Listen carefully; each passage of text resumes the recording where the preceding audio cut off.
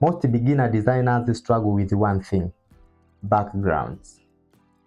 Their designs looks empty, flat, or simple and professional. But the truth is, creating a beautiful background is much easier than you think. Now let me show you 4 simple techniques that instantly improve your designs. And trust me, these small techniques can completely change how professional your design looks. Technique number 1 is blending multiple images. Instead of using one plain image, combine 2 or more images together to create depth and atmosphere. This instantly makes the backgrounds feel more cinematic and visually rich as follows. Go to adjustment and fill a solid color. Choose black. Go to file and press embedded. Then go to filter and apply blur, Gaussian blur. And the radius should be 9.4 pixels. Go to file again and press embedded.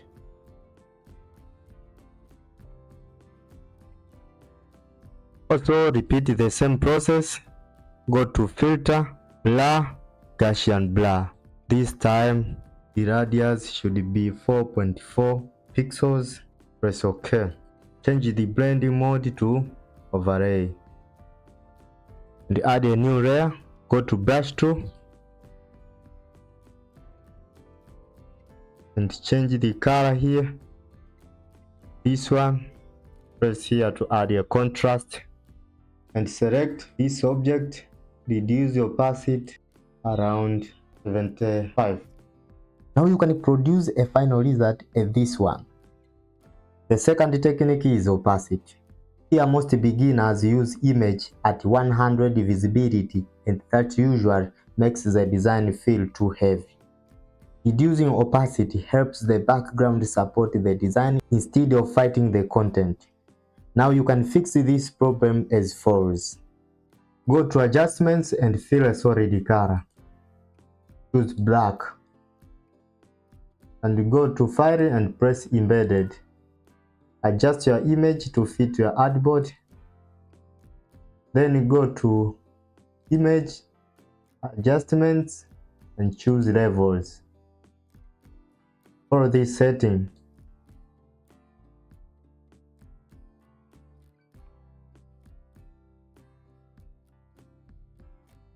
reduce opacity around 45. Now compare these two designs. I hope you notice the difference. And this is how opacity works to create a beautiful background. The third one is gradient mask. Now this technique changes everything. Since that, it helps you blend images smoothly into a background without hard edges. And the most interesting of this technique is it creates a much cleaner and more professional look. Now let me show you how you can create this gradient mask on this Photoshop. Go to File and press Embedded. Adjust your image, hit your artboard. Now go to Rectangle, Marquee tool. Drag the area where you are going to apply this effect. Go to Adjustments and choose Gradient. Yes, this one. Now you can follow these settings.